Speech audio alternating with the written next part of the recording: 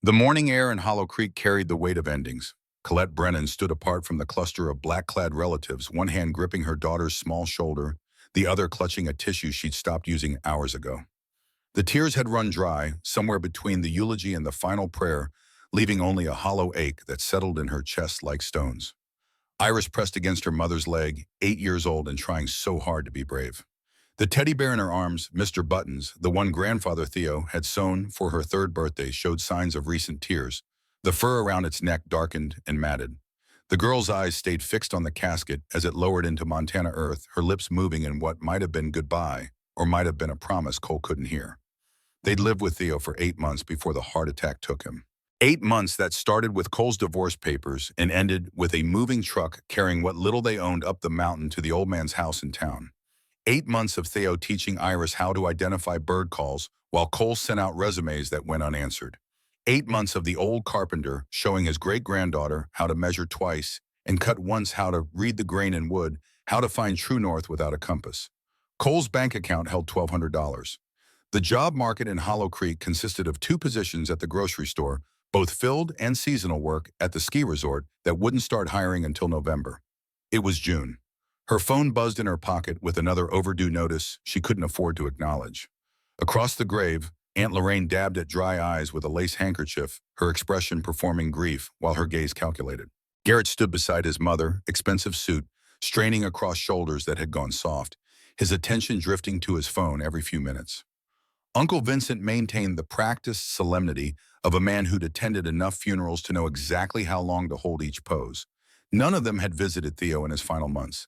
None of them had sat with him while he told stories about building the cabin in Pinewood Forest, about grandmother Evelyn, and her careful hands preserving history one artifact at a time. None of them had been there when he gripped Cole's hand 3 days before he died and whispered that everything she needed was waiting in the trees. The service ended. People dispersed toward cars and the promise of coffee and casseroles at Lorraine's house. Cole didn't move. Iris didn't move. They stood watching the cemetery workers begin filling the grave with methodical shovelfuls of earth until a voice cut through the sound of dirt hitting wood. The lawyer's office smelled of old paper and furniture polish. Cole sat in a chair that had probably been expensive 30 years ago. Iris tucked against her side, both of them facing a desk, where Vincent lounged like he owned the place. Lorraine occupied the chair to Cole's left. Garrett paced near the window, and the actual attorney, a tired-looking man named Pemberton, shuffled papers with the air of someone who'd rather be anywhere else. Pemberton cleared his throat. "To my granddaughter Colette Brennan and great-granddaughter Iris," Lorraine's laugh came out sharp and quick. "Oh, here we go. The charity case gets her hand out." Pemberton continued as if she hadn't spoken, though his jaw tightened. "I leave the property located in Pinewood Forest, the cabin, the land, and everything within it to discover together." Silence filled the space where condolences should have been. Garrett stopped pacing. Vincent's expression shifted from bored to alert. Lorraine's handkerchief disappeared into her purse. Garrett recovered first. "That dump roof's caving in, windows broken. Should have been bulldozed 20 years ago." Vincent leaned forward. "Theodore could have liquidated that property for $180,000 minimum and distributed the proceeds fairly among all heirs." The word fairly hung in the air like an accusation. Cole felt Iris's hand find hers under the table, small fingers squeezing tight. The girl's other hand still clutched Mr. Button's, and Cole wondered if anyone else noticed how Theo had sewn that bear with scraps from Evelyn's favorite dress, how even in death he'd found ways to connect generations. Lorraine's voice went soft, dangerous. "Cole, honey, you can't possibly maintain that place. You're broke and unstable." The words landed like slaps. Cole's fingers went numb around Iris's hand. "I spoke with a realtor friend." Lorraine pulled out her phone, scrolling. "Land alone is worth $200,000. With the cabin removed, of course. We could split it, give everyone a fair share." Everyone. As if Theo's will hadn't been specific. As if his wishes mattered less than their collective greed. Cole's voice came out steadier than she felt. "We'll see it before making any decisions." Vincent's pen stopped moving. "Don't be foolish, Colette. Take the smart money while it's available." Iris spoke for the first time since entering the office, her voice small but clear. "Grandpa Theo loved that cabin, and he loved us." Lorraine's gaze shifted to the child, something calculating behind the false warmth. "Sweetie, adults are discussing business. Why don't you, we'll see it first." Cole stood, pulling Iris up with her. The room spun slightly. She'd skipped Breakfast, couldn't remember dinner, but she kept her spine straight. That's final. The parking lot offered no escape. Lorraine cornered them beside Cole's Honda Civic, the car old enough to vote rust claiming its wheel wells. Garrett materialized at his mother's shoulder like a well-trained dog. Cole, you need to think about Iris. Lorraine's hand reached toward the girl who shrank back. That cabin is no place for a child. No heat, no electricity, probably riddled with mold, and God knows what else. Garrett jumped in, his salesman voice activating. Look, we all want what's best for family, right? You sell mom helps you manage the money, you can stay with her until you get back on your feet. Vincent joined them, briefcase in hand. I can expedite the sale, 150,000 within 30 days. Quick, clean, everyone benefits. Cole's father had been Theo's only son, dead at 32, when a Widowmaker branch found him during a logging shift. She'd been 11, same age as Iris when her parents split. Theo had taken her in without question, taught her that wood had memory, that broken things could be fixed if you cared enough to treat me. Grandpa left it to us for a reason. The words came out firmer than Cole felt. Her bank account mocked her. Her empty resume mocked her. But Iris's hand in hers felt solid, real, worth fighting for. Lorraine's mask slipped just for a second. Always were sentimental and impractical, just like your father before that tree killed him. The cruelty landed precisely where intended. Cole's throat closed. Iris made a small sound. Vincent checked his watch. Sentiment doesn't pay bills, Colette, and bills are coming whether you're ready or not. Garrett crouched to Iris's eye level, his smile practiced. Hey, kiddo, wouldn't you rather live in a real house with heat and TV and other kids to play with? Iris's grip on Mr. Buttons tightened. Her voice barely made it past a whisper. I want to see Grandpa's cabin. Cole wanted to scream at them, wanted to explain about the wind chimes Theo had made from copper piping, about the stories he'd told while teaching Iris to skip stones in the stream, about how some inheritances couldn't be measured in dollar signs. Instead, she opened the Civic's door. We're going to look at it.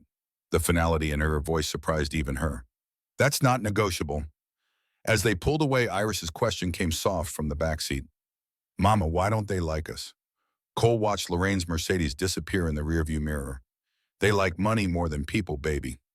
The road to Pinewood Forest started paved, turned to gravel after the last visible house, then dissolved into dirt and rocks that made the Civic's suspension groan. Pine trees pressed close on both sides, their shadows stretching long in the late afternoon sun. Cole gripped the steering wheel and tried not to calculate how much a new transmission would cost if this road killed the old one. Iris had stopped asking questions 10 minutes ago, her face pressed to the window as familiar landmarks emerged from childhood memories. There, that's where Grandpa showed me the deer trail. The cabin appeared where the road gave up entirely, sitting in a clearing like something from a fairy tale gone wrong. Weathered logs showed gaps between them. The porch sagged in the middle, missing boards revealing darkness underneath. One window hung crooked in its framed glass, spiderwebbed with cracks. Shingles littered the ground around the structure, and the chimney leaned at an angle that suggested imminent collapse. Cole's heart sank into her stomach. This was what she'd chosen to fight for. This collection of rotting wood and broken promises. But the setting, God, the setting. Towering pines circled the clearing like ancient guardians. A stream cut through rocks 50 feet from the porch, its voice a constant whisper. Mountains rose in the distance, their peaks still holding snow that caught the dying light. Wildflowers Cole couldn't name painted the overgrown yard in purple and yellow, and hanging from the porch beam swaying in the breeze that carried pine scent and creek music were the wind chimes. Copper tubes Theo had cut and tuned by hand, each one producing a different note when the wind moved through them. Cole had been 15 when he'd made them fresh from her first heartbreak, and he'd let her help choose the scale. The sound reached her across 20 years, across divorce and job loss, and every failure that had brought her here. Iris's door opened before Cole could stop her. The girl ran toward the porch, Mr. Buttons bouncing against her chest, her voice lifting. Mama, Grandpa's wind chimes, they're still here. Cole killed the engine and sat listening. Each tone carried memory. Theo's patient hands teaching her to measure Evelyn's diary entries about preserving what others threw away summers when she'd believed the world made sense and families stayed whole. She got out, joined Iris at the porch steps. Up close, the damage looked worse. The railing wobbled when she touched it. Gaps between floorboards showed earth below. The front door hung slightly crooked, and she could smell mildew and mouse droppings even from outside. Can we go in? Iris bounced on her toes, 8 years old, and seeing adventure where Cole saw disaster. Stay behind me. Cole tested the first step. It held. The second creaked, but didn't give way. And don't touch anything. Some of these boards might not be safe. The door resisted, then surrendered with a groan that probably meant broken hinges. Inside, dust hung in the air like suspended time. Theo's possessions waited exactly where he'd left them. Coffee mug on the table, reading glasses, hooked over the arm of his chair coat hanging by the door as if he'd just stepped out to check the woodpile. Everything spoke of presence interrupted. The book he'd been reading lay spine up on the armrest. His favorite pipe rested in an ashtray, the smell of tobacco still faint. Calendar on the wall showed March 3 months, outdated, the date of his death unmarked, but somehow heavy in the empty squares that followed. Iris discovered the photo album, first pulling it from the mantel with careful hands. "Mama, look." Pages fell open to images of Cole as a child, gap-toothed and grinning beside Theo's workbench. "Look how little you were." More discoveries came rapid fire. Theo's tools still organized on their pegs, each one cleaned and oiled and waiting. Books lined the shelves in categories only he understood. Woodworking manuals beside history texts, beside novels about men who built things with their hands. Oil lamps sat ready, one still holding fuel. The wood stove dominated one wall, cold but clean, a stack of kindling beside it cut to identical lengths. Cole walked through rooms that smelled of cedar and dust and decades of living. No electricity, she'd known that. No running water, the well outside would need priming. The windows let in light, but also weather water stains, marking the walls beneath each one. Upstairs would be worse. Everything would be worse under close examination. But Iris's voice carried wonder instead of disappointment. "It's like Grandpa just went for a walk." The truth of it hurt. Theo had lived here seasonally, preferring his house in town during winter, coming up to the cabin when weather allowed. He'd kept it exactly as Evelyn had left it, changing nothing, adding nothing, a shrine to a woman who died 40 years ago, believing objects could hold souls. Cole found an oil lamp that still worked, coaxing flame from ancient wick. Golden light spilled across the main room, catching dust motes and making them dance. It softened the damage, hid the decay, turned everything warm and almost welcoming. They had no beds with working mattresses. Cole pulled sleeping bags from the Civic's trunk, spreading them on the floor in the main room, where the wood stove could keep them warm if she got it working. No working refrigerator meant their food came from a cooler with ice that wouldn't last. No shower meant bucket baths with creek water that ran cold enough to stop her heart. Iris treated it like camping, her 8-year-old resilience putting Cole's adult anxiety to shame. "Can we make a fire, Mama, like Grandpa taught me?" They worked together, Iris remembering Theo's patient lessons. "Small sticks first," the girl instructed, her voice echoing the old man's cadence. "Build it like a teepee. Leave room for air to breathe." Cole fumbled with matches, her hands shaking from exhaustion or fear, or the crushing weight of having chosen this over Lorraine's offer of a real house with heat and running water. The fire caught. Flames licked at kindling, grew stronger, found the larger pieces of wood and claimed them. Heat began pushing back the evening chill. Iris's face glowed in the firelight, her expression pure satisfaction. They ate sandwiches from the cooler, sitting cross-legged on sleeping bags. Iris chattered about the stream, about wanting to look for minnows tomorrow, about the dollhouse she remembered from visits when she was smaller. Cole made appropriate sounds, her mind spinning through impossible calculations. Roof repair would cost thousands. Electricity even more. Water lines, insulation, windows, each item on the mental list drove the total higher, while her bank account stayed frozen at $1,200. After Iris fell asleep, curled around Mr. Buttons in her sleeping bag, Cole sat alone by the fire. Theo's chair waited a few feet away, shaped to his body by decades of use. His coat hung on its hook. His glasses rested where he'd left them. Everything screamed of absence, of the hole left when someone who mattered stopped existing. The envelope appeared when she gave up hope and accepted despair. Tucked into the mirror frame above the mantel, her name in Theo's careful script across the front. "For Cole Reed, when you arrive." Her hands shook opening it.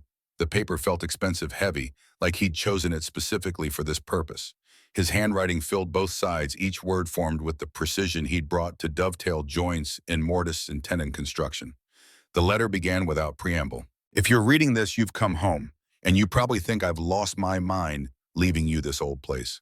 Cole's throat tightened. Theo's voice lived in every sentence, his rhythm, his way of getting to the point by circling it first. "I know these past years have been hard on you. The divorce, losing your job, feeling like you failed." The words blurred. Cole wiped her eyes, forced herself to continue. "But Cole, you didn't fail. Life just got hard and you survived it. That takes a different kind of strength than people recognize. More words about the cabin, about it being a second chance instead of a burden. Then the part that broke something loose in Cole's chest. When your father died and you came to live with me at 11 years old, you were so small and broken. We fixed things together. Remember? Birdhouses, broken chairs, your trust in the world. This cabin needs fixing too. But more than that, you need to fix something. You need to remember that you're capable. Strong, smart. The memories came hard, her father's funeral, the following months of silence. Theo's patient presence, never pushing, just being there.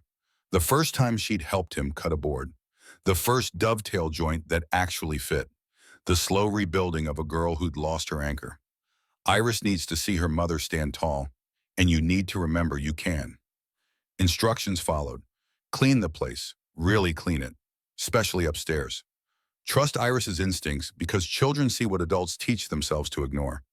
The family would come wanting money and control, but Cole and Iris saw what actually mattered. The letter ended with a postscript that made no sense. Look where the light hits the floor in the morning. Cole read it twice more before carefully refolding it. Theo had planned this. Every word, every instruction, every bit of foresight about what she'd be feeling and thinking. He'd known she'd be broke and scared and ready to give up. He'd known she'd need reminding that broken things could be fixed. She cried then quietly so Iris wouldn't wake. Not sad tears, exactly, more like pressure releasing. The fire crackled. The wind chimes sang outside. And somewhere in the tears and exhaustion, a small seed of determination took root. Okay, Grandpa, she whispered to the empty room. We'll try. Morning arrived with golden light streaming through the east window, painting rectangles across the floor. Cole woke to find Iris already sitting cross-legged in one of those rectangles, Mr. Buttons in her lap, studying the way dust motes swirled in the beam. Mama, look how pretty the sunshine is. They made do with what they had, cereal eaten dry because the cooler's milk had gone questionable, bottled water that tasted like plastic. No bathroom, so a trip to the outhouse Theo had maintained as backup. Iris took it all as adventure. Cole tried to match her daughter's optimism and mostly failed. But cleaning gave purpose to movement. They found buckets, fetched water from the stream, and started with the windows. Iris discovered that wet rags could draw pictures in dust, spent 20 minutes creating artwork on glass before Cole redirected her to actual cleaning. They swept floors, raising clouds that made them both cough. Opened windows to air out decades of closed-up space. Dusted furniture and discovered wood grain beneath the grime. An hour and Iris found the music box. Ceramic and delicate, painted with flowers that had faded to ghosts of color. The key still turned, releasing a tinny waltz that belonged to a different century. Iris's face lit up. Dance with me, Mama. They waltzed around the main room, Cole holding Iris's hands, both of them laughing as they spun between furniture. The moment felt stolen from normal life, like maybe they could actually make this work. Like maybe Theo had been right about second chances. By mid-afternoon, the cabin looked less abandoned. Not good, but lived in. Occupied. Theirs. Can we see upstairs? Iris had been asking every 30 minutes since they started.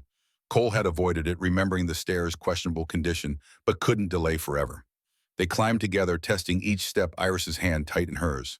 The second floor consisted of a small bedroom, empty except for a rusted bed frame and a playroom. The playroom stopped Iris in her tracks. I remember this. Wooden toys filled shelves.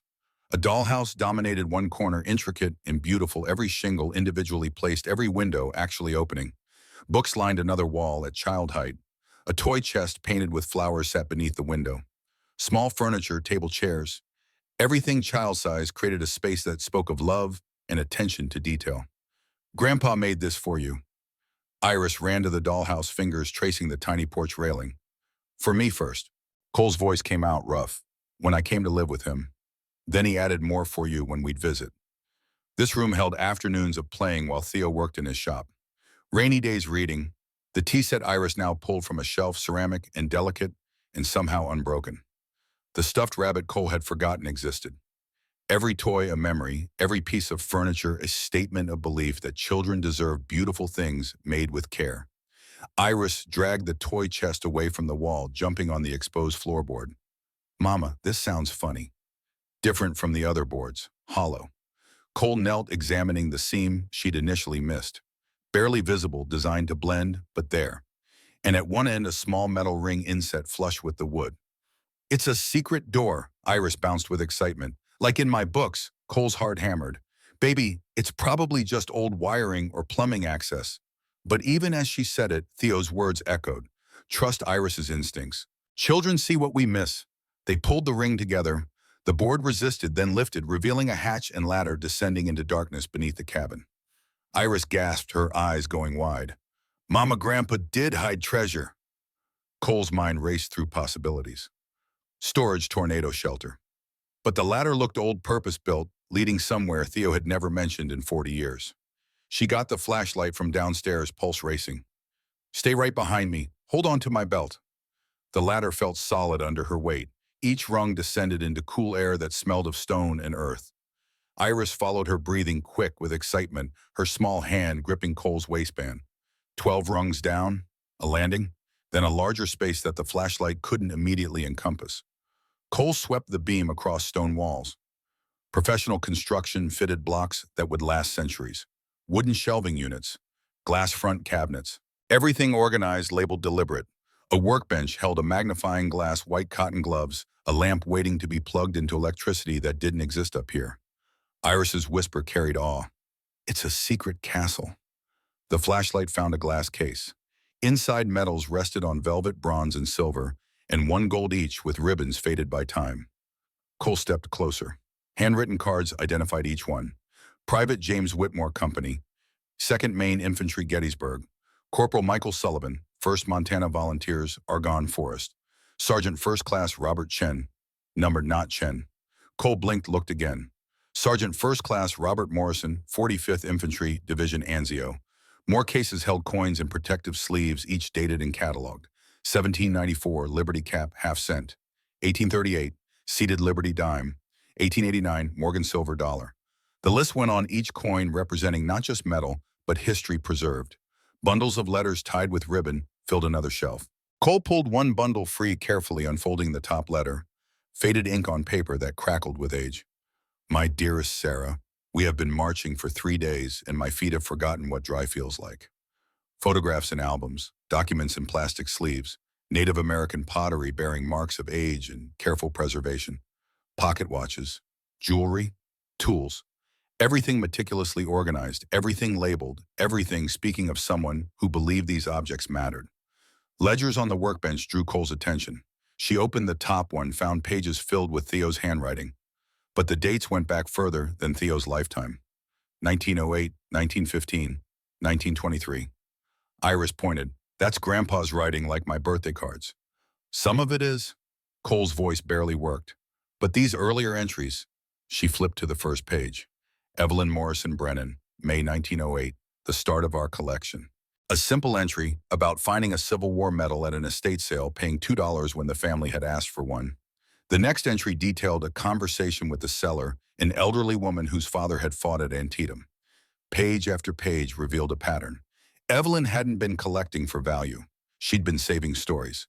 Every item came with documentation about its owner, its history, its significance. And after her entry stopped in 1970, Theo's began continuing her work with the same meticulous care. Cole's hands shook as understanding crashed over her. This wasn't just a collection. This was a mission spanning generations. This was Evelyn and Theo dedicating decades to preserving what others threw away, to keeping memory alive when memory meant less than cash value. The scope of it overwhelmed her. The value of some of these items must be staggering. But more than that, the weight of responsibility. Theo hadn't left her a cabin. He'd left her a sacred trust. Iris's voice pulled her back. Mama, why did Grandpa hide it? I don't know, baby. But even as Cole said it, she understood. This much history, this much value needed protection from people who wouldn't understand. People like Lorraine, like Garrett, like Vincent with his talk of smart money and fair distribution. They explored for another hour, finding more treasures, more stories. A uniform from the Great War carefully preserved in a garment bag. Letters from the 1849 gold rush. A diary from a woman who'd crossed the Oregon Trail. Each item a window into a life lived and almost forgotten. On the workbench, nearly hidden beneath the ledgers, Cole found another envelope. Her name and Iris's written together this time. For Cole and Iris. Her hands knew what to expect now, more of Theo's voice, more instructions. She opened it there in the vault, Iris pressed against her side, and read aloud so they could hear it together. You found it. The words felt like pride. I knew you'd work together. The letter explained what Cole had already started understanding. The collection wasn't about money. Every item represented a person, a moment, a sacrifice. People who'd lived, loved, fought, and been forgotten. Evelyn had started this work in 1908 believing history lived in objects, that preserving things meant preserving memory. Theo's voice came through clearly in the next paragraph. They'll come for this. Lorraine Garrett Vincent. They'll want to sell it, divide it, profit from it. His instruction was simple and absolute. Don't let them. For Iris, he'd written separate words. When you're older, you'll understand why I chose you both. You see wonder where others see dollar signs. You see stories where others see junk. The letter promised more to discover referenced tea parties outside that made Iris light up with memory. It ended with the words that would stay with Cole through everything that followed. Protect what matters. You are what matters most. Back upstairs, Cole didn't close the hatch. She sat beside it, Theo's letter in her lap, listening to Iris chatter about the treasures while sunlight slanted toward evening. Outside, the wind chimes sang. The stream whispered. The forest held its breath. Cole's phone finally found signal long enough to deliver mystic calls. Lorraine 4 times, Garrett twice, Vincent 3 more. They could wait. Everything could wait except the decision forming in Cole's chest, solid as stone walls, unshakable as Theo's faith. When Lorraine's call came through that evening, Cole answered. The connection crackled with distance and interference. Lorraine's voice dripped false concern. Cole, I've been trying to reach you. How is it up there? We're fine. Cabin needs work, but it's... Cole looked at Iris, tracing patterns in dust with one finger, at Theo's chair, holding space he'd never fill again, at the hatch leading to generations of preserved memory. Special. Special. Lorraine's laugh carried edges. Cole, be realistic. You can't raise a child there. I spoke with my realtor friend. The land alone is worth $200,000. We're not selling. The silence that followed felt dangerous. When Lorraine spoke again, the sweetness had evaporated. Don't be foolish. You're unemployed, broke, living in a structure that should be condemned. Cole's fingers tightened on the phone. It's our home. You know, Lorraine's voice went soft, calculating. I've been thinking about Iris's welfare. Child Protective Services might have concerns about her living conditions out there. No electricity, no heat, no proper facilities. The threat landed like a fist. Cole's vision narrowed. Are you threatening to report me? I'm thinking of my great-niece's safety. Each word precisely chosen. Someone has to consider what's best for that child, since you're clearly not thinking straight. Every fear Cole had been pushing down surged up, losing Iris, failing as a mother, proving everyone right about her instability. But underneath that fear, something harder formed. Theo's words, Iris's trust, the weight of the vault and everything it represented. Goodbye, Lorraine. Cole ended the call before her voice could shake. Iris looked up from her drawing. Was that Aunt Lorraine? Yeah, baby. She's mean. Cole pulled her daughter close. Yeah, she is. They slept by the fire again, Cole lying awake long after Iris's breathing went deep and even. The cabin settled around them with creaks and whispers. Outside, something moved through the brush, deer probably, or raccoons. The wind picked up, making the chimes sing louder. Cole thought about Lorraine's threat, about Garrett's desperation, about Vincent's cold calculation, about $1,200 and no job in a cabin that needed thousands of dollars in repairs, about a vault full of history that people would kill to liquidate. But she also thought about Iris's face when she found the dollhouse, about Theo's patient hands teaching her to see grain in wood, about Evelyn writing in 1908 that some things were worth saving even when the world disagreed. When morning came, Garrett's truck appeared before the dew had burned off. Cole saw him through the window, carrying Starbucks coffee. His smile practiced as he walked toward the porch. She met him at the door, blocking entry. Hey, cuz. Too loud, too friendly. Brought you ladies some caffeine. Iris stayed inside, watching from behind Cole's legs. Garrett's eyes traveled over the cabin's exterior, cataloging damage. So how bad is it, really? I mean, we all know this place is falling apart. He pulled out his phone, showing a property assessment. 180 minimum for the land. Split 4 ways, that's $45,000 each. Fresh start for you, Cole. Real house for Iris. Cole's jaw tightened. Grandpa left it to us. Yeah, about that. Garrett's smile dimmed. Was Uncle Theo really in his right mind at the end? I mean, leaving a worthless cabin to someone who can't afford to maintain it. He was perfectly sharp. Cole, don't make this difficult. The salesman mask cracked. You need money. Mom says you're barely scraping by. $45,000 could change your life. Behind Cole, Iris's voice came clear and strong. Grandpa wanted Mama and me to have it. Garrett's annoyance flashed. Honey, grown-ups are talking about boring money stuff. Why don't you go play? Something shifted in Cole's chest. The mama bear instinct that had been buried under exhaustion and fear surged up. She's right, he wanted us to have it. All of it. All of what? Garrett's eyes narrowed. It's just a cabin unless... His gaze sharpened, became searching. Is there something else? Something Uncle Theo didn't tell us about? Cole's expression stayed neutral through force of will. Just the cabin and land, like the will said. But Garrett's attention had shifted, scanning the visible interior over Cole's shoulder, looking for what she didn't know. But the hunger in his eyes confirmed what Theo had predicted. They'd come. They'd want what wasn't theirs, and they wouldn't stop until forced. Please leave.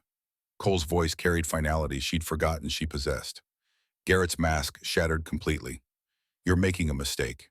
A big one. And when you're eating ramen and can't pay for heat next winter, don't come crying to family. He left gravel spinning, dust rising in his wake. Cole closed the door and found Iris watching her with eyes too knowing for 8 years old. He was looking for something, Mama. I know, baby. Grandpa's treasures. Yeah, Cole knelt, pulling Iris into a hug. But they're ours to protect now, and we're going to keep them safe. Iris's arms wrapped tight around Cole's neck. Promise? Cole thought about the vault below, about Evelyn's careful documentation, about Theo trusting her with generations of preserved memory, about Lorraine's threats and Garrett's greed and Vincent's cold equations, about being broke and scared and responsible for a child in a cabin that needed thousands in repairs. She thought about all of it and made a choice that felt like jumping off a cliff or growing wings, she couldn't tell which. Promise. The afternoon sun filtered through pine needles when Iris looked up from Theo's second letter, her finger tracing the postscript. Mama, what does he mean about tea parties? Cole reread the line. Look where Iris used to have tea parties outside. Do you remember having tea parties here? Iris's face lit with recognition. The big tree. By the stream, Grandpa and I had tea parties there with Mr. Buttons. The teddy bear in question sat propped against the fireplace, one button. Eye hanging loose. Cole studied her daughter's certainty. 8 years old, but her memory of those visits held details Cole had forgotten. Which rocks made the best stepping stones, where deer came to drink, the exact bend in the stream where minnows gathered. Show me. They packed water and granola bars into a small backpack. Iris insisted on bringing Mr. Buttons, tucking him carefully into the outer pocket. The forest beyond the cabin stretched dense and green, the path Iris followed more memory than visible trail. Colette let her daughter lead. Iris moved with confidence through the trees, pausing at landmarks that meant something to her. This is where we saw the fox, a fallen log.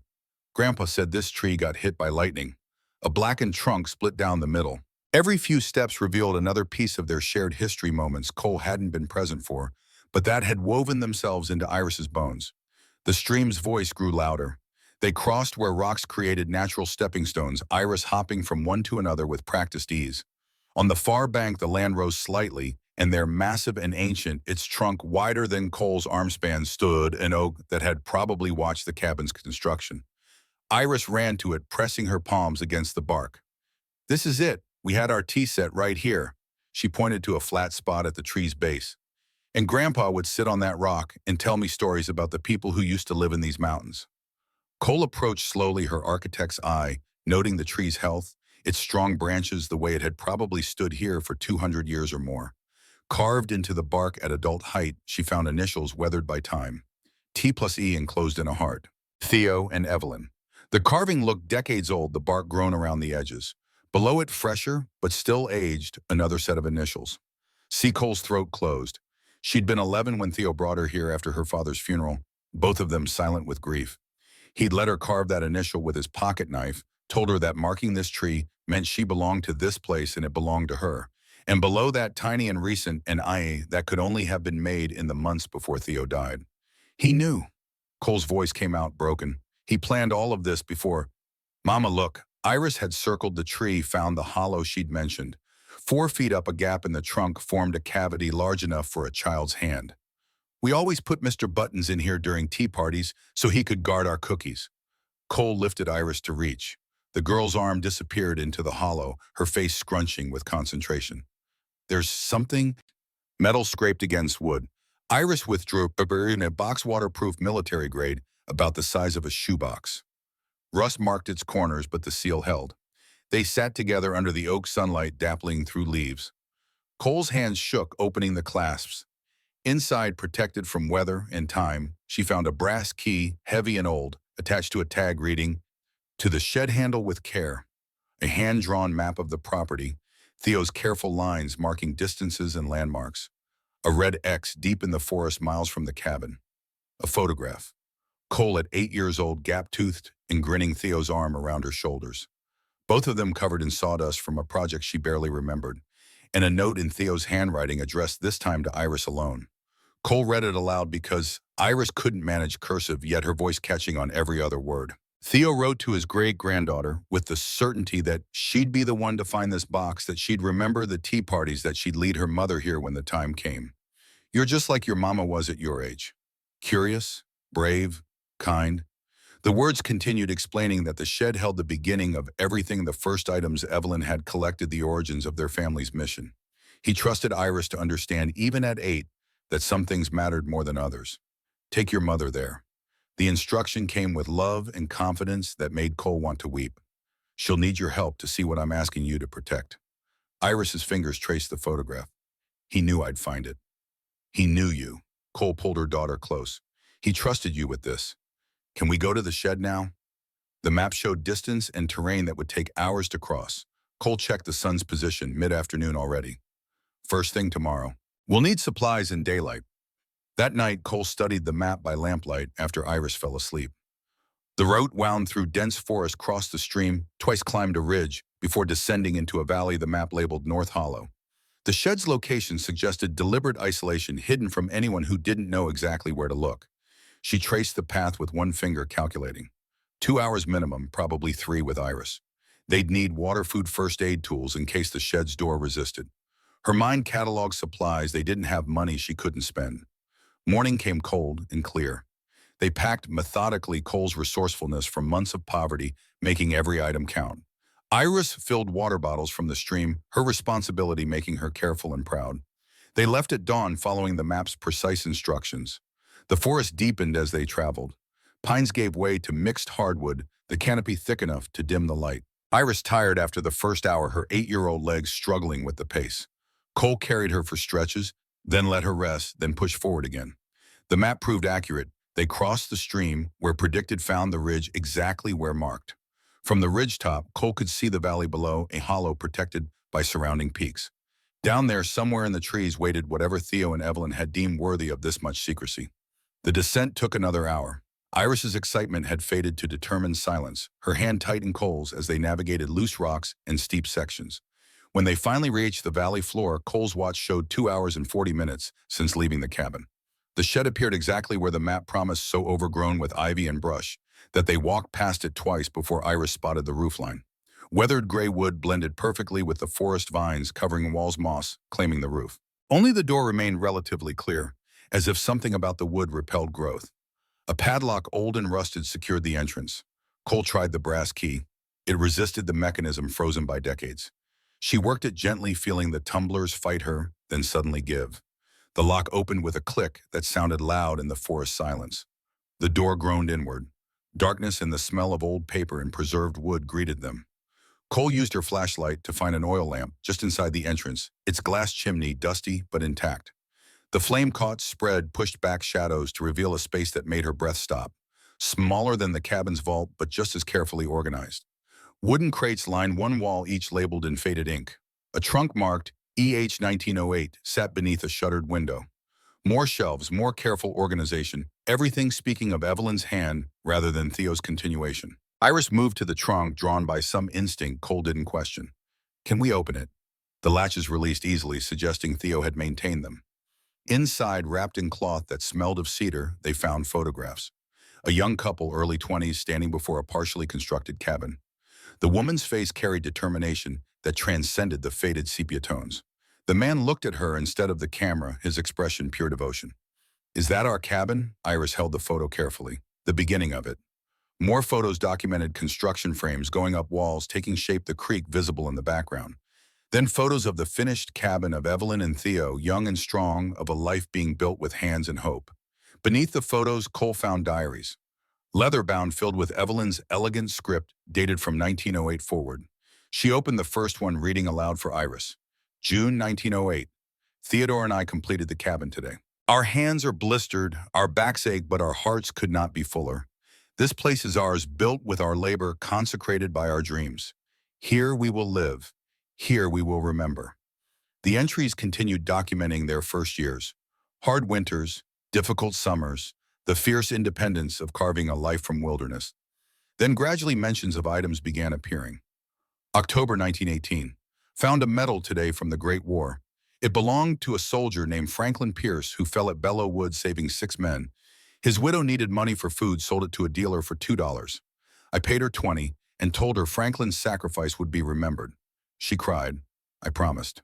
Cole's throat tightened. This was where it started, not with money or value, but with a widow's tears and Evelyn's promise. More entries revealed the pattern. Evelyn hadn't set out to build a collection. She'd set out to prevent forgetting. Every item came with a story she documented meticulously, every purchase driven by the belief that memory mattered more than market value. March 1935. Theodore thinks I'm obsessed. Perhaps I am. But these objects, they were loved, used, treasured by people who vanished from memory. Their children don't want them. Their grandchildren see only junk. Someone has to care. Someone has to remember. Iris listened with intensity beyond her years. When Cole paused, the girl asked, "What does she mean collecting souls?" Cole found the entry, read it again. "I'm not collecting objects. I'm collecting souls. Every item here was part of someone's life, held their sweat and tears and love. By preserving these things, I preserve them." She believed people live in what they leave behind. Cole searched for words an 8-year-old could grasp. That a soldier's medal carries his courage. That a letter carries the writer's love. That by saving these things, we save the people who own them. Iris nodded slowly, then pointed to Mr. Buttons. Like how Grandpa's love is in Mr. Buttons, because he made it for me. Exactly like that. They spent an hour reading entries, learning about Evelyn's mission and Theo's gradual understanding of it. He'd thought her eccentric at first, the diaries revealed. But over decades, he'd come to share her vision. After she died in 1975, he'd continued her work with the same meticulous care. Cole found a box marked with her full name, Colette Marie Brennan, carved into the lid. Inside, cushioned by velvet that had faded to gray, she discovered Theo's woodworking tools. The chisels he'd taught her to sharpen the plane he'd let her use on her first solo project, the measuring tape that still smelled of sawdust and machine oil, photos of her as a child working beside him in his shop, learning to read wood grain, building birdhouses, the slow healing of a girl who'd lost her father, and a letter that started without preamble. "If you found the shed, you're stronger than you know." Theo's voice filled the page, reminding her of afternoons in his workshop of patient instruction and quiet acceptance. He acknowledged her current pain, the divorce, the job loss, the fear. Then he offered what she'd come here seeking without knowing it. "These tools helped you heal once. Let them heal you again." But the real treasure came next. Cole lifted the velvet lining as instructed, found the false bottom, and withdrew documents that changed everything. Bank statements showing an account in her name, $28,000. Deposited monthly over the past 5 years, Theo quietly building a safety net while she'd struggled through her marriage's collapse and her career's derailment. A note explained, "For repairs, for legal defense, for protection, they will try to take it. Fight them." And beneath that, the paper that made Cole's hands shake. The original property deed dated 1908, naming Evelyn Hartwell Brennan as sole owner. Not Theodore, not the Brennan family name. Evelyn's maiden name included preserving the maternal line. Cole's mind raced through implications. Lorraine Garrett Vincent, they descended from Theo's son, Cole's father. The paternal line. But the property had always belonged through Evelyn's line passed to daughters and granddaughters. The male descendants had no legal claim whatsoever. "Grandpa, you brilliant, brilliant man." Cole's whisper carried reverence. Iris looked up from the diary she'd been studying, unable to read most words, but tracing the handwriting like Braille. "What is it, Mama?" "Armor." Cole gathered the documents carefully. "Grandpa left us armor." They stayed another hour, Cole photographing every important document, creating backup evidence. The walk back took longer, both of them tired, but Cole's mind spun with new understanding. Theo hadn't just left them a cabin and collection. He'd given them weapons for the fight he'd known was coming. Dusk had settled when they reached the cabin. Cole's exhaustion ran bone deep, Iris practically asleep on her feet. They heated canned soup on the wood stove, ate in silence, then collapsed into sleeping bags. Cole woke to the sound of breaking glass. 1:30 a.m. by her phone's dim screen, Iris still asleep. And downstairs, someone was forcing entry through the kitchen window. Terror and rage hit simultaneously. Cole grabbed Theo's baseball bat from beside the door left there after Garrett's visit, just in case. Every maternal instinct screamed to stay with Iris's, but whoever was downstairs would reach them eventually. Better to confront the threat before it got close to her daughter. The stairs creaked under her weight. No point in stealth when the intruder already knew they were here. The kitchen window, already cracked from age, had surrendered to force. A man's silhouette struggled through the opening, too large for the frame, getting stuck halfway. Cole didn't hesitate, flipped the light switch forgetting they had no electricity, then fumbled for the flashlight she'd left on the counter. Its beam caught the intruder full in the face. Not Garrett, not Vincent. Someone she didn't recognize, hired muscle with a criminal's calculating eyes. "I've called the sheriff." The lie came out steady despite her hammering heart. "He's 5 minutes away." The man froze halfway through the window. Glass had cut his jacket, probably his skin underneath. "Lady, I don't want trouble. Just let me look around. I'll leave." Cole raised the bat. Her hands shook, but her voice didn't. "Get out, or I swear to God I will hurt you." He evaluated her, saw something in her stance that convinced him, started backing out. In his panic, his phone slipped from his pocket, clattered to the floor. He cursed, reached for it, then decided against it when Cole stepped forward. The man fled, footsteps crashing through brush, growing distant. Cole stood frozen, adrenaline making her lightheaded, until a small voice from upstairs broke through the static. "Mama," Iris appeared at the top of the stairs. Mr. Buttons clutched tight, her eyes huge with fear. "It's okay, baby." Cole dropped the bat, ran to her daughter. "The bad man's gone." They huddled together on the couch while Cole's heart rate slowly returned to normal. The phone on the kitchen floor drew her attention. She retrieved it carefully, its screen lit with an unsent message. From Garrett. "Find the seller. Photograph everything valuable. 500 bonus if you find coins. Evidence. Proof of conspiracy." Cole photographed the screen with her own phone, capturing Garrett's number, the message, the timestamp. Then she examined the broken window. The glass scattered across her kitchen floor. The violation of space that was supposed to be safe. Dawn couldn't come fast enough. At first light, Cole loaded Iris into the Civic and drove to town to the small sheriff's office on Hollow Creek's main street. Sheriff Dane Morrison looked up from paperwork when they entered, his weathered face shifting from administrative patience to immediate concern. "Ms. Brennan, everything all right?" Cole showed him the phone, explained about the break-in, the intruder, Garrett's message. Morrison's expression darkened with each detail. He took the phone, carefully read the message twice. "I know this number." His voice carried the flat tone of a man stating facts. "Garrett Reed hired this guy twice before.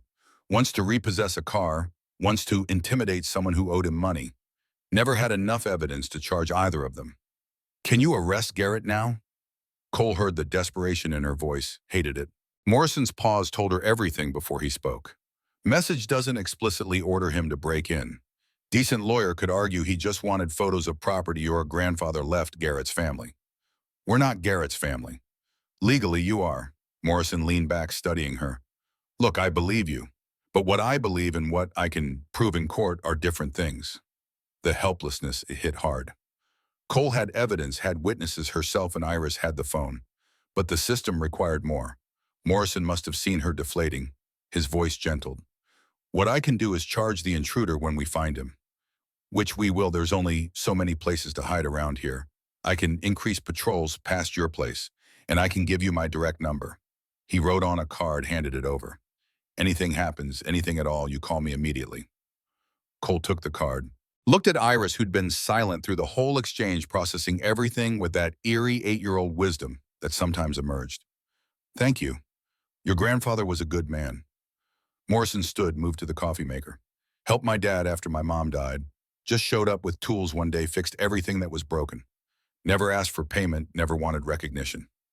He poured coffee into a mug that said, "World's okayest sheriff." Men like that are rare. I won't let his family be harassed.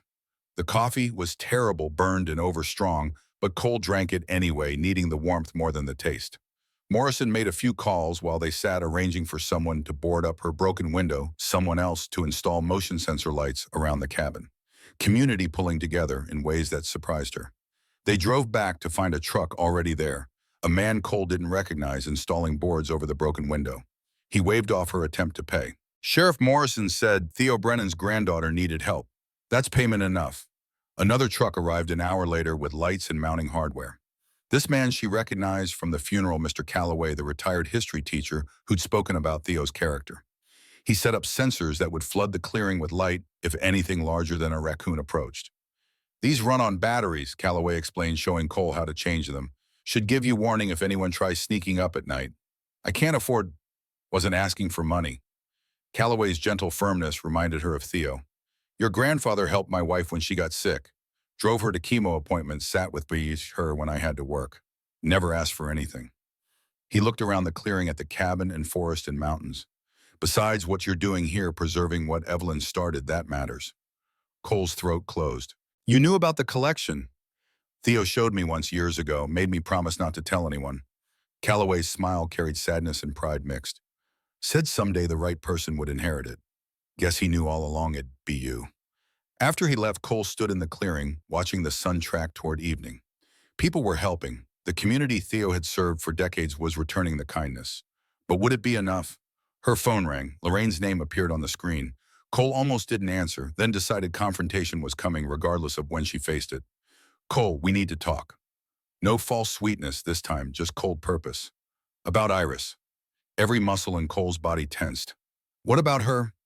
I've been thinking about her welfare. Living in that cabin with no electricity, no proper heat after a break-in. Lorraine let the words hang.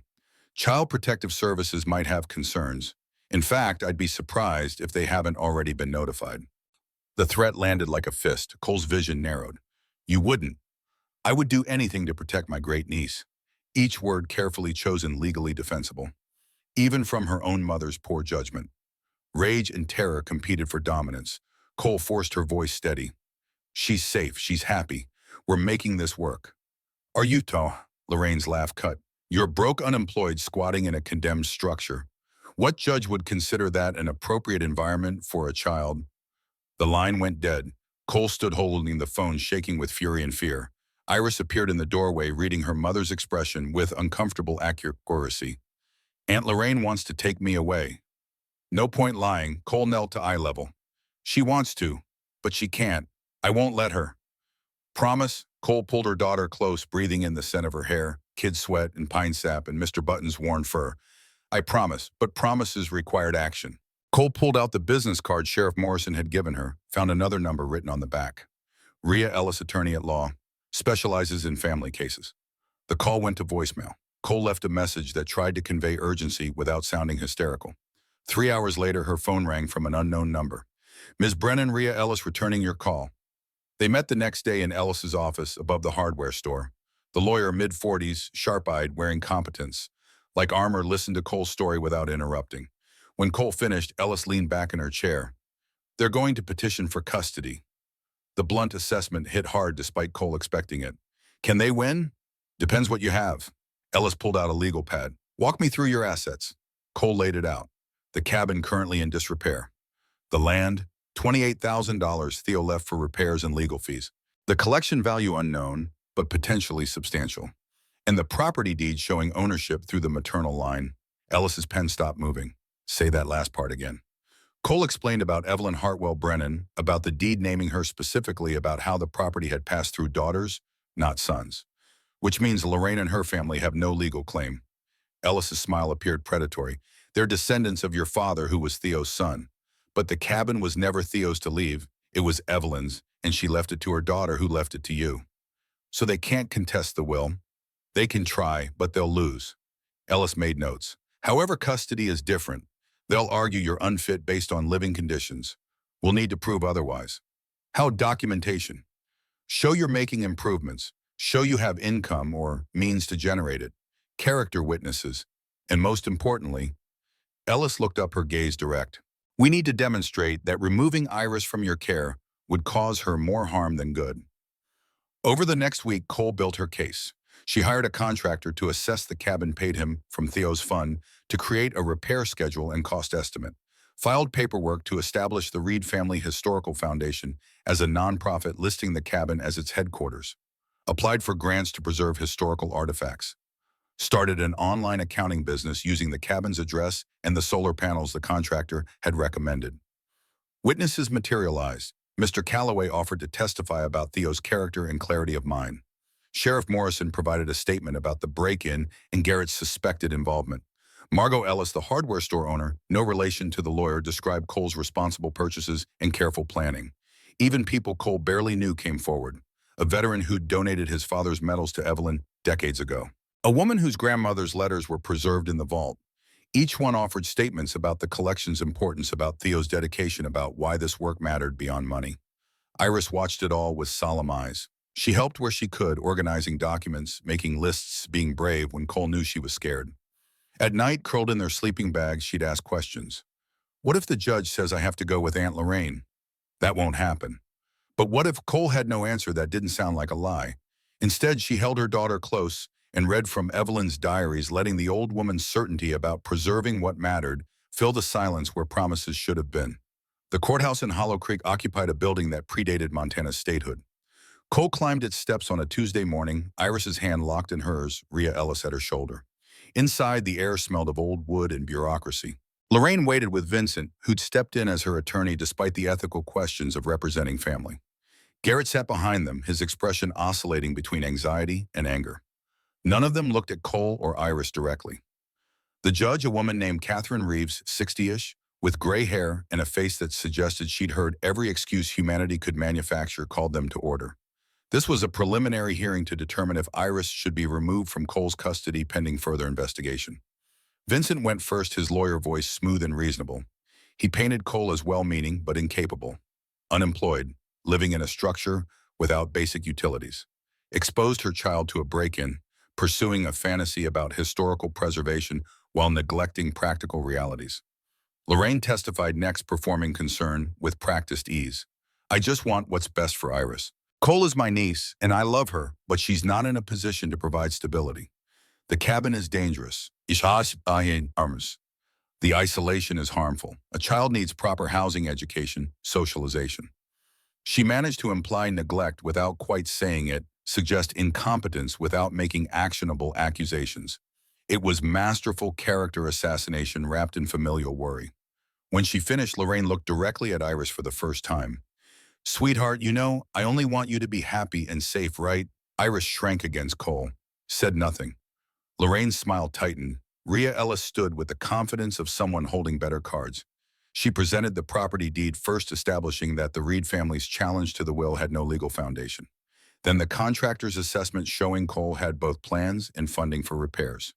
The business registration, the grant applications, the community support statements. Ms. Brennan isn't fleeing reality, Ellis stated. She's building a future, a unique one certainly, but no less valid for being unconventional. She called Mr. Calloway, who testified about Theo's mental acuity and the collection's historical significance.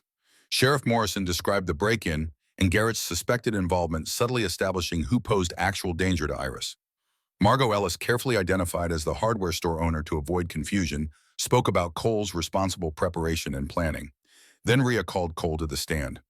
Cole's hands shook. Her voice started uncertain. But as she spoke about Iris finding the vault, about their treasure hunt, through Theo's carefully planned revelations about working together to understand what they'd inherited, something steadied in her chest. After my divorce, I was lost. The admission came hard but necessary. I'd failed at my marriage, lost my job, couldn't see a path forward. My daughter and I were drowning. She looked at Iris sitting beside Rhea's desk, clutching Mr. Buttons. Theo gave us purpose. Not just shelter purpose. Every day, we clean something, fix something, learn something. We're not just living in that cabin. We're continuing work that matters. We're teaching Iris that value isn't measured in dollars, that legacy means something, that broken things can be repaired if you care enough to treat. Rhea's next question cut straight to center. Ms. Brennan, do you love your daughter more than anything in this world? The answer required no thought. Would you ever put her in danger? Never. That's why we installed security. That's why the sheriff checks on us. That's why I'm using Theo's gift to make the cabin safe and sustainable. What would losing Iris mean to you? Cole's composure fractured. Tears came despite her determination to stay strong. It would destroy me. She's not just my daughter. She's my partner in this. We're a team. Without her, none of this means anything. Judge Reeves called for a recess. Cole and Iris sat on a bench in the hallway, neither speaking. Both terrified. Rhea paced, checking her phone, radiating controlled tension.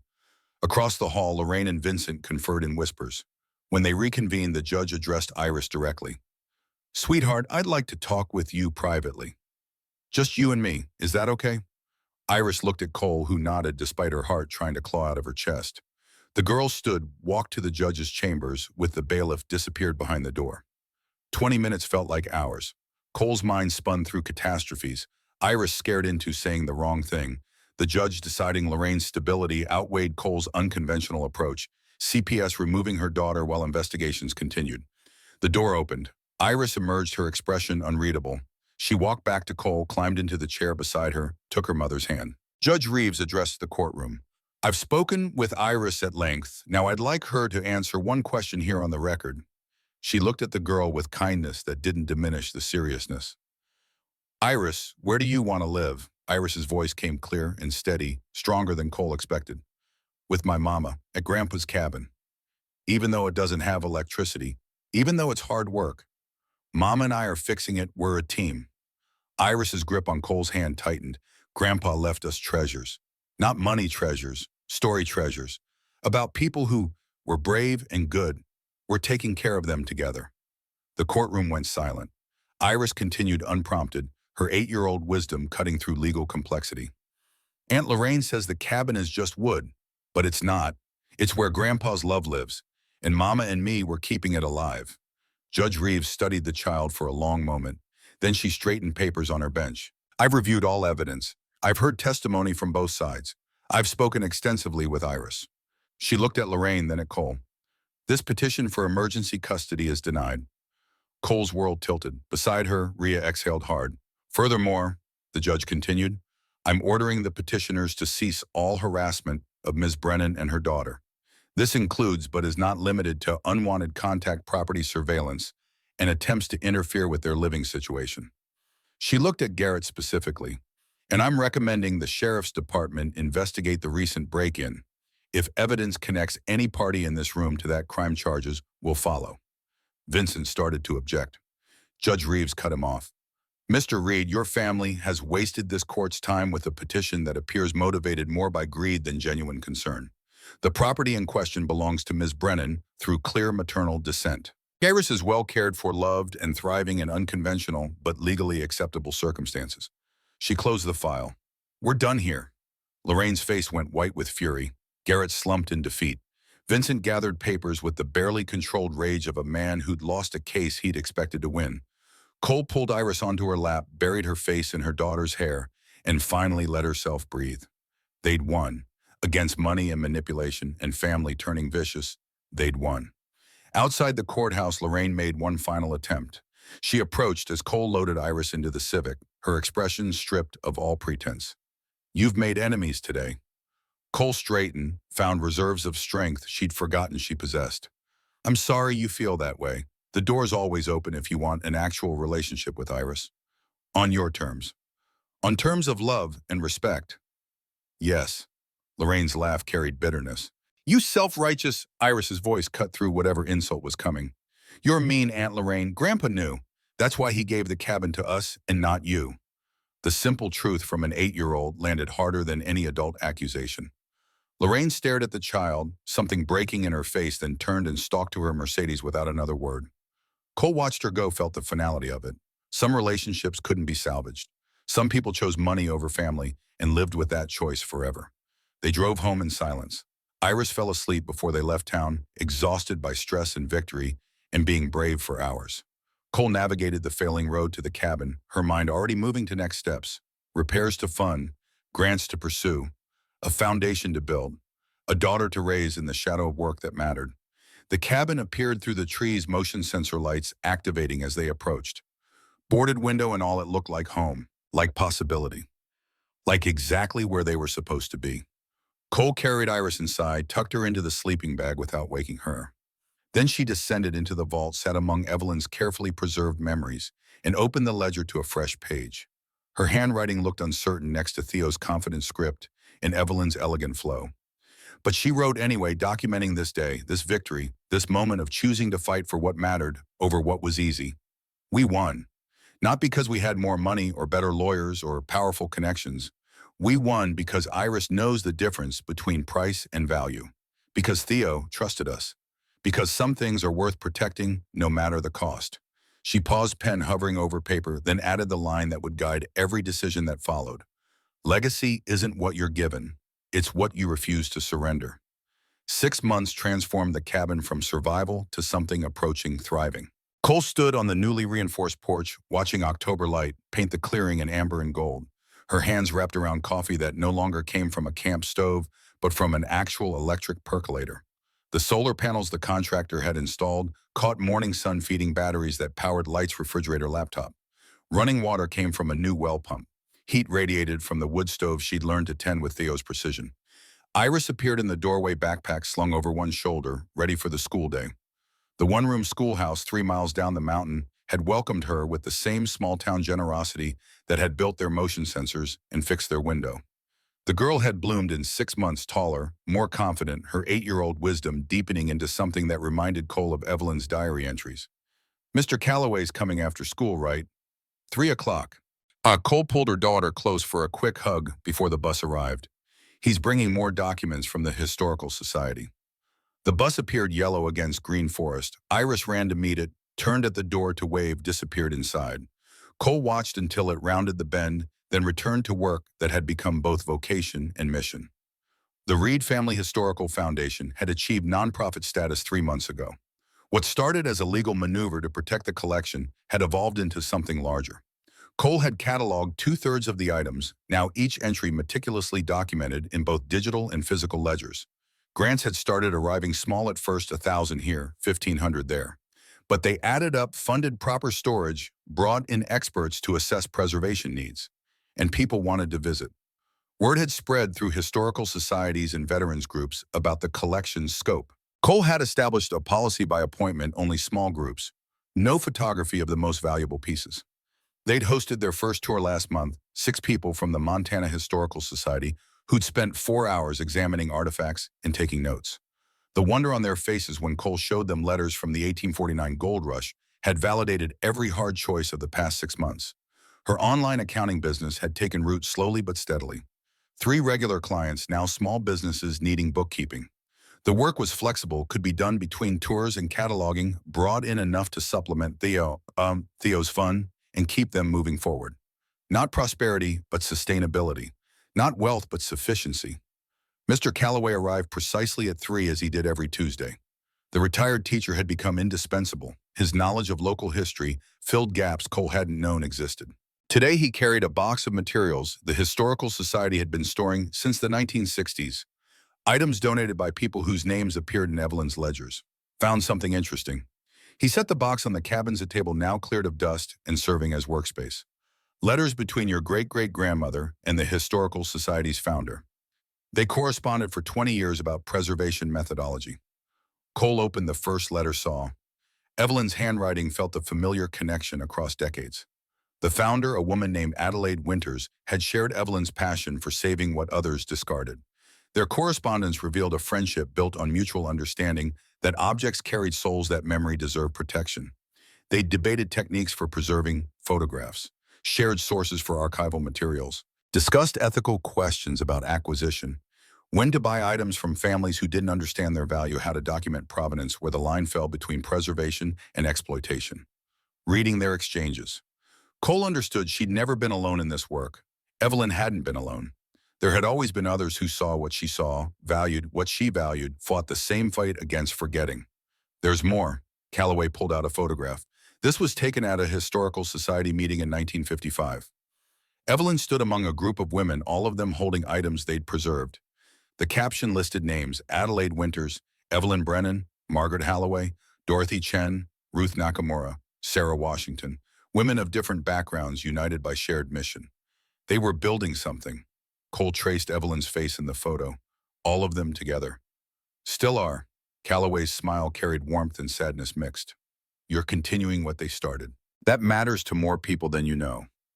After he left, Cole worked through a section of items from the 1940s, carefully cross-referencing Evelyn's entries with historical records. A medal from the invasion of Normandy, letters from soldiers at Bastogne, dog tags from men who'd never come home. Each item carried weight beyond its physical form, carried the people who'd used them, loved them, left them behind. A knock interrupted her concentration. She climbed from the vault to find a teenager standing uncertainly on the porch. 16 or so work boots and calloused hands, the bearing of someone who'd learned responsibility young. "Mrs. Brennan, I'm Wyatt Fletcher. Mr. Calloway said you might teach me about historical preservation." Cole studied him, shy but determined, the kind of kid who didn't quite fit anywhere but was looking for a place to belong. She recognized the pattern had worn it herself at his age. "What's your interest in this?" Wyatt's answer came carefully considered. "My great-uncle died in the Pacific during World War II. We've got his letters, his dog tags a flag. They gave my great-grandmother at his funeral. But nobody in my family knows what to do with them. They sit in a box in our attic. Mr. Calloway showed me pictures of your collection, said you preserve soldiers' memories the right way." "Come in." Cole held the door. "But this isn't just looking. You work or you don't come back." He proved dedicated beyond expectation. Showed up 3 afternoons a week after his farm chores finished. Learned to handle artifacts with reverence, to read Evelyn's cataloging system, to understand that preservation required patience and precision. His questions showed intelligence, not just about the items, but about the people who'd owned them, the context they'd lived in, the stories that gave them meaning. Iris adored him immediately. Followed him around, asked endless questions, beamed when he treated her explanations about specific items with genuine interest. The big brother energy he radiated filled a space Cole hadn't realized was empty. 3 weeks into his apprenticeship, Wyatt brought his family's box. Inside, carefully wrapped in tissue paper that had yellowed with age, Cole found letters Private Nathan Fletcher had written from Okinawa, dog tags bearing his name and service number, a purple heart, a folded flag, a photograph of a young man in uniform who'd never made it to 21. "My great-grandmother kept everything." Wyatt's voice went thick. "But when she died, nobody knew what to do with it. Mom wanted to keep it, but felt weird displaying a purple heart in our living room. Dad suggested donating to a museum, but didn't know which one would care." Cole understood the dilemma. Families caught between honoring memory and feeling inadequate to the task. Between keeping items that carried pain and discarding what felt sacred. "Would your family consider donating it to the foundation?" She chose words carefully. "We'd preserve everything, document Nathan's story, make it available for researchers and students. His sacrifice would be remembered properly." Wyatt's relief was palpable. "Yeah, they'd like that. Knowing it matters to someone you know." The donation formalized what Cole had been building, not just preservation, but sanctuary. A place where families could entrust their sacred burdens, where memory would be tended by people who understood its weight.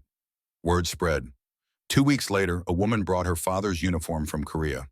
Then a veteran donated his own medals, saying he wanted them preserved, while he could still explain their context. A family clearing their grandmother's house found letters from the Civil War and called asking if the foundation would want them. Each donation came with stories. Each story required documentation. Each act of entrusting precious memory to strangers required Cole to prove herself worthy of that trust. Winter arrived with the contractor's final inspection. He'd completed the priority repairs, roof insulation, windows, electrical plumbing. The cabin would hold through Montana's brutal cold now. But as he walked through rooms checking his work, he paused at a particular section of wall.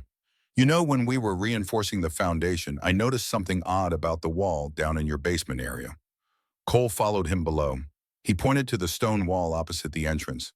"See how this section sounds different when you tap it, almost hollow." Her pulse quickened. She examined the wall more carefully. The stones looked identical to others fitted with the same precision. But when she pressed at certain angles, something shifted. "Help me with this." Together they worked at the stones, finding the hidden mechanism that released them. 15 minutes of careful effort revealed what Cole had half expected, a small chamber beyond the wall sealed since decades past.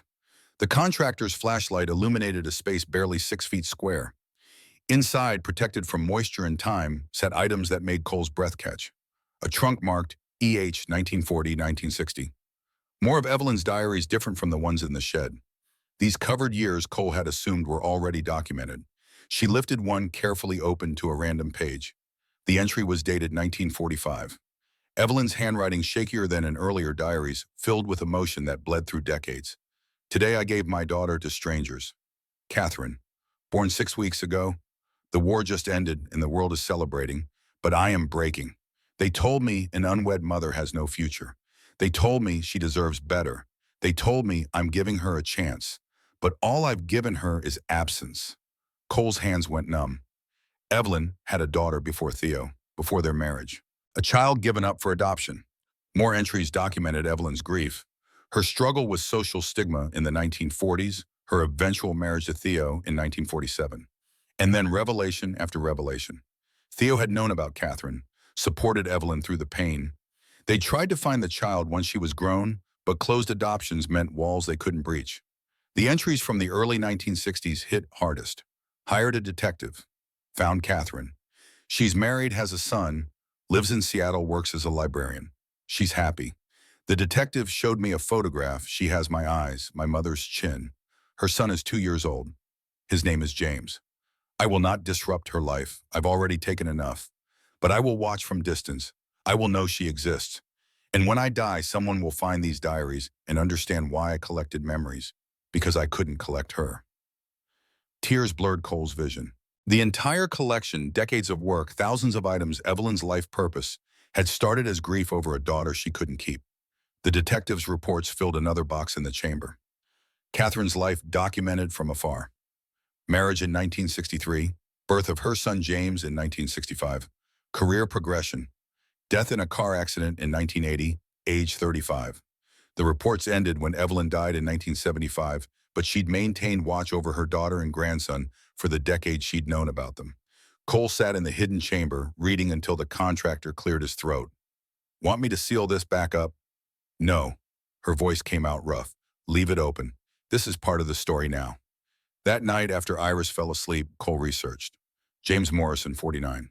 Seattle, software engineer, married with 2 college-age children. LinkedIn profile showed a successful career, a normal life.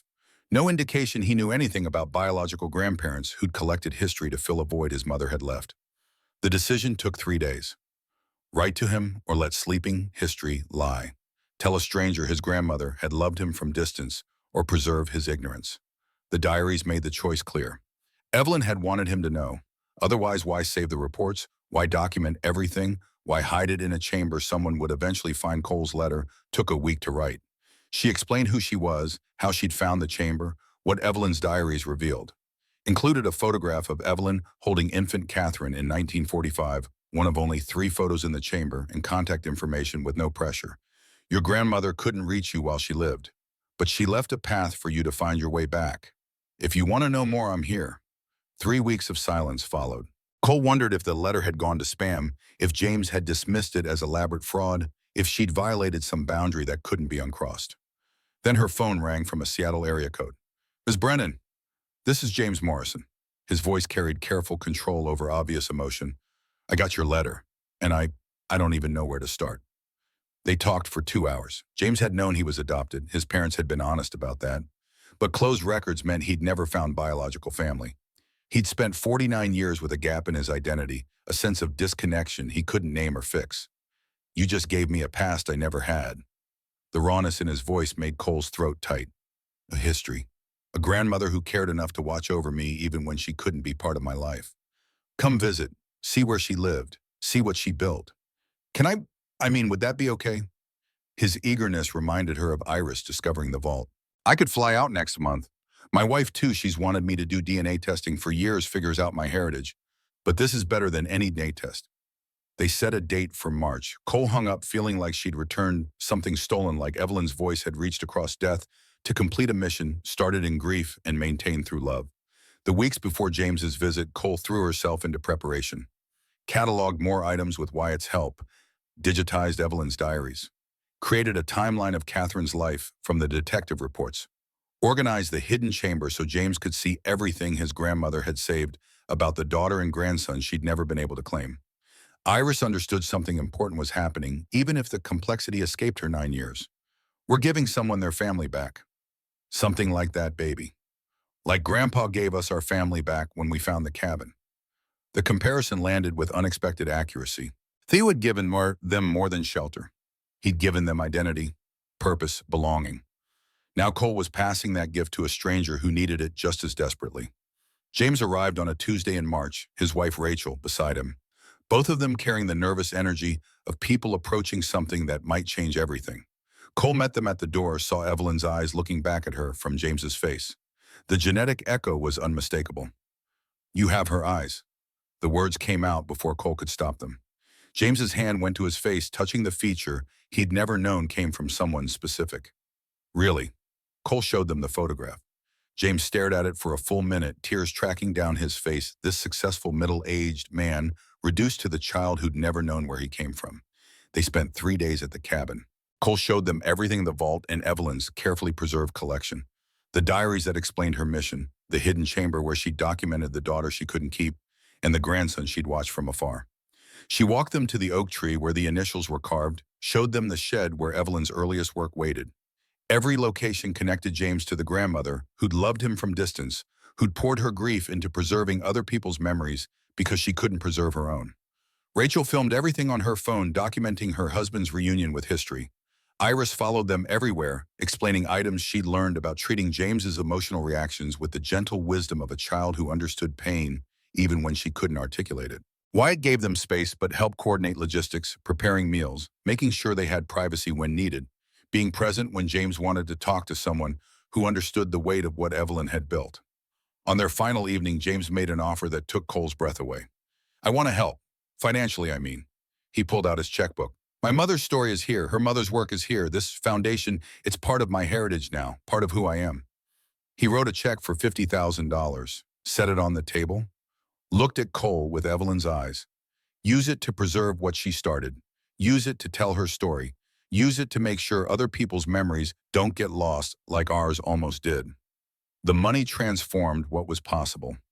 Cole hired a professional archivist to help with cataloging, bought climate-controlled storage units for the most fragile items, applied for federal grants that required matching funds she now had. The foundation shifted from scraping by to sustainable operation. But more than money, James brought connection. He called weekly, sent family photos, planned regular visits. His children came that summer, met the extended family they'd never known existed. They established a scholarship in Catherine's name for students pursuing historical preservation. The wound Evelyn had carried for 40 years, the daughter she'd given up, the family she couldn't claim, had finally healed across generations. One afternoon in late summer, an envelope arrived from Seattle, not from James, from a law firm representing interested parties who wished to acquire the collection. The letter's formality barely masked the amount being offered. $1.2 million. Cash. For complete acquisition of all items currently held by the Reed Family Historical Foundation.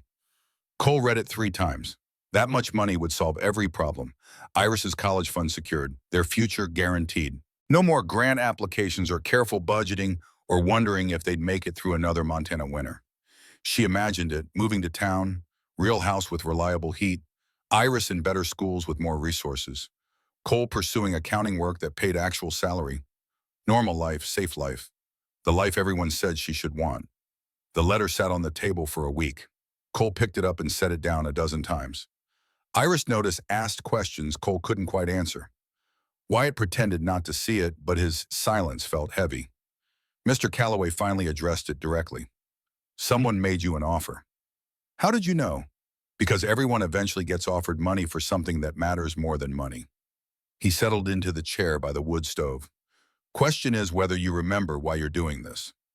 That night, after Iris slept, Cole descended to work among the items she'd been cataloging, sat with Private Nathan Fletcher's letters, read his words to a mother he'd never see again, held the Purple Heart that had outlived the boy who'd earned it, touched Civil War medals, Gold Rush documents, photographs of people whose names would be forgotten if someone didn't care enough to preserve them.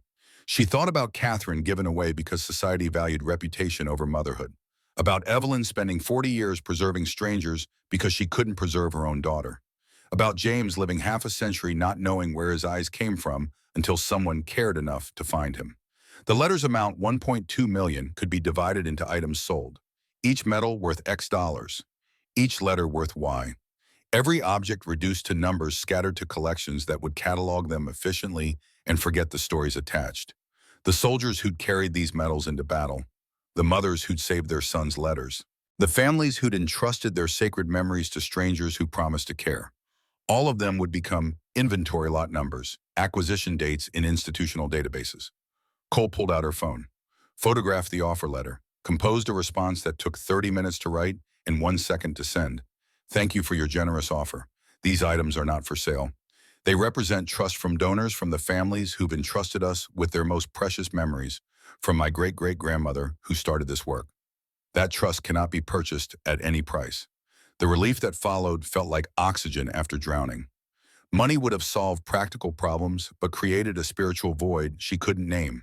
Some things weren't meant to be sold. Some missions mattered more than comfort. When she climbed back up, Iris sat on the couch waiting.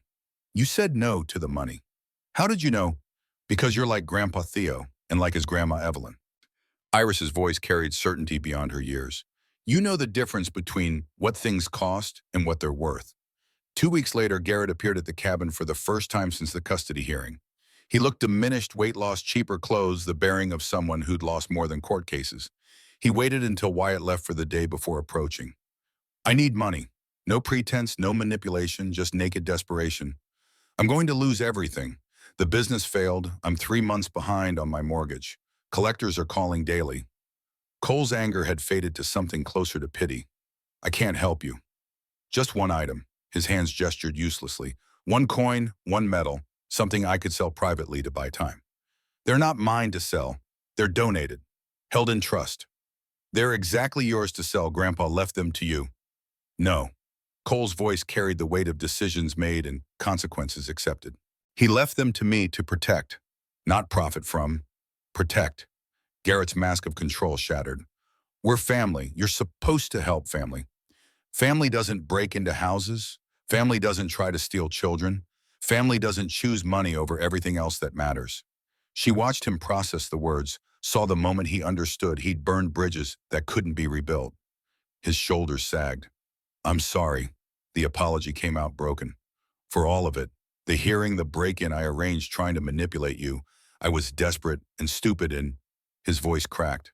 I don't know how to fix what I've destroyed. Cole wanted to hate him, wanted to stay angry.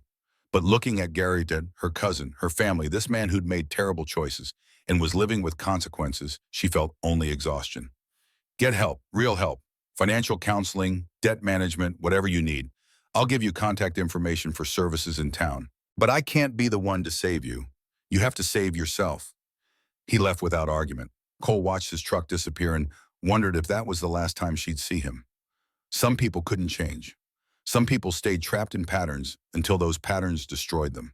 She hoped Garrett wouldn't be one of them, but couldn't control his choices. Lorraine never came, never called. The silence from that quarter felt permanent. Some bridges once burned left ashes too toxic to cross. 1 year after Theo's death, Cole stood in the clearing, watching March snow-dust pine branches. The cabin behind her barely resembled the structure she'd first encountered, roof-solid windows, intact porch level. Everything speaking of care and attention and money spent wisely. The Reed Family Historical Foundation had hosted 67 tours in the past year, served over 300 visitors, received donations that funded professional preservation equipment and climate control, applied for federal grants that would fund a small education center adjacent to the cabin. Wyatt had become indispensable. Now 17, heading toward college with plans to study history and museum sciences. He worked 20 hours a week, paid from foundation funds, learning skills that would shape his career. Cole had written him a recommendation letter that had made even the stoic teenager emotional. Iris thrived. 9 years old now, reading at middle school level, obsessed with genealogy and historical research. She'd created her own catalog of items she particularly loved, complete with hand-drawn illustrations and stories she'd researched about their owners. James and Rachel had visited 3 more times, bringing their children to meet the extended family they'd never known existed. They'd become regular donors to the foundation, established the Catherine Morrison Scholarship for students pursuing historical preservation. Called monthly just to check in to maintain the connection that had formed over shared grief and recovered heritage. Mr. Calloway organized the anniversary memorial, small gathering at Theo's grave. Cole, Iris, Wyatt, James's family, via video call community members who'd known and respected Theo. Sheriff Morrison attended, paying respects to a man who'd helped his father. Margot Ellis closed her store to come. Even the contractor who'd done the repairs showed up, claiming Theo had taught him carpentry 40 years ago. They shared stories. Theo teaching woodworking to kids who needed purpose. Theo helping families during hard times. Theo preserving what others threw away because he believed memory mattered. Each person added layers to the portrait of a man who'd lived quietly but touched lives deeply. Cole spoke last year as standing beside her, both of them looking at the headstone that now bore flowers people had brought. A year ago, I inherited something people laughed at. Her voice carried across the small gathering. They saw a cabin falling apart, worthless land junk nobody wanted. I saw, she paused, gathering words that felt adequate to the moment. I saw a test. Everything Grandpa Theo and Grandmother Evelyn built was a test of whether I understood that value can't be measured in dollars. Whether I'd fight for what mattered when fighting cost everything. She looked at the people gathered, at Wyatt, whose life had found direction, at the screen showing James, whose identity had been restored, at Sheriff Morrison, who'd helped protect them, at the community that had rallied when rallying meant the difference between survival and failure. They laughed at what I inherited. They saw worthless wood and rotting memories. But I saw generations of love. I saw people who lived and loved and fought and deserved remembering. I saw my daughter's future and my own purpose. Iris's hand found hers. Cole squeezed it. Legacy isn't what you're given. It's what you refuse to surrender when surrendering looks easier. It's the choice to protect instead of profit, to remember, instead of forget, to believe that human lives carry weight beyond their breathing years. The words settled over the gathering like benediction. Several people wiped eyes. James's image on the screen showed him openly crying. Cole placed a hand on Theo's headstone. Cold granite under her palm, his name carved deep. Thank you for trusting me. Thank you for knowing I'd fight. Thank you for building something worth protecting. That evening back at the cabin, James called from Seattle. His weekly check-in had become anchor point for both of them. How was the memorial? Good, hard but good. Cole walked to the window, watched darkness settle over forest. How are things there? Actually, I wanted to run something by you. His voice carried the careful quality of someone about to propose significant change. Rachel and I have been talking. The kids are in college now, independent. My job's fully remote. And we keep coming back to the same question: why are we in Seattle when our family's history is in Montana? Cole's pulse quickened. What are you saying? I want to move to Hollow Creek, help run the foundation full-time, be part of what Grandmother Evelyn started. He paused. If you'd want that, if there's room. Room, in the cabin barely, in the mission absolutely, in the family they were building from fragments and determination more than enough. There's room. There's always room for people who understand what we're protecting. They talked logistics, timeline, housing, James's skills with technology and organization that could elevate the foundation's reach. Within an hour, tentative plans had formed. James and Rachel would visit in summer for extended stay, explore whether Hollow Creek could become home. After the call ended, Cole sat at the table where Theo had once worked, where Evelyn had written in her ledgers, where generations of care had been documented in careful handwriting. The newest ledger lay open, waiting for today's entry. She picked up the pen. Her handwriting had grown more confident over the year, no longer tentative, beside Theo's practiced script and Evelyn's elegant flow. March 15th, 1 year since grandfather's death. Memorial service attended by community members whose lives he touched. James Morrison called, planning to relocate to Montana, join the foundation permanently. She paused, considering what else mattered about this day. What future historians might need to understand about this moment. The collection now holds 847 cataloged items. Wyatt Fletcher continues as apprentice curator. His dedication exemplifies next generation's commitment to preservation. Iris, age 9, created supplementary catalog of 43 items she finds most meaningful. Her annotations show understanding beyond her years. One more line needed writing. The truth that had sustained her through every hard choice of the past year. Some treasures are measured in gold, others in generations. Know the difference, and you'll never be poor. Cole closed the ledger, climbed from the vault, found Iris already in bed reading from one of Evelyn's preserved novels about people who'd lived in mud and left stories behind. Time for sleep, baby. Just one more chapter. One more.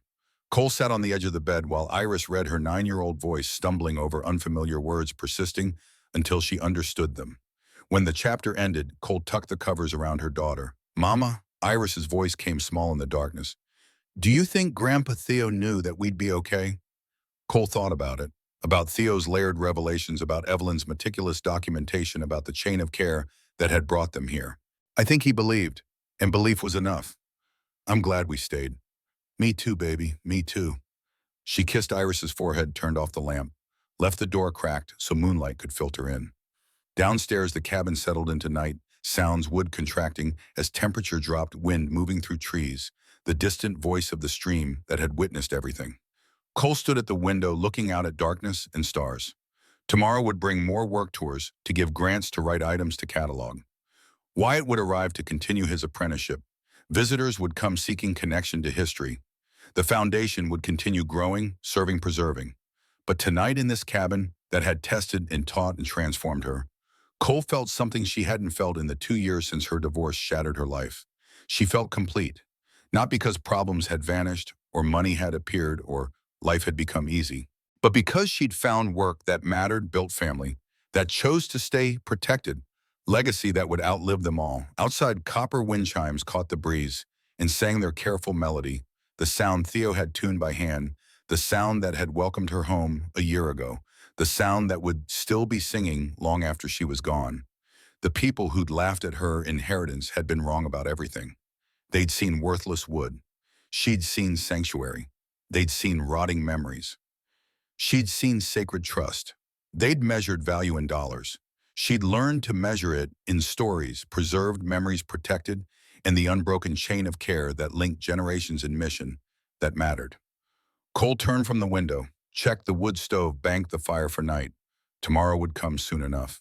For now, the cabin held them safe, her and Iris and all the souls preserved below, while snow began falling soft and persistent over Montana forest, covering the world in temporary white that would melt and return and melt again through seasons they'd witnessed together.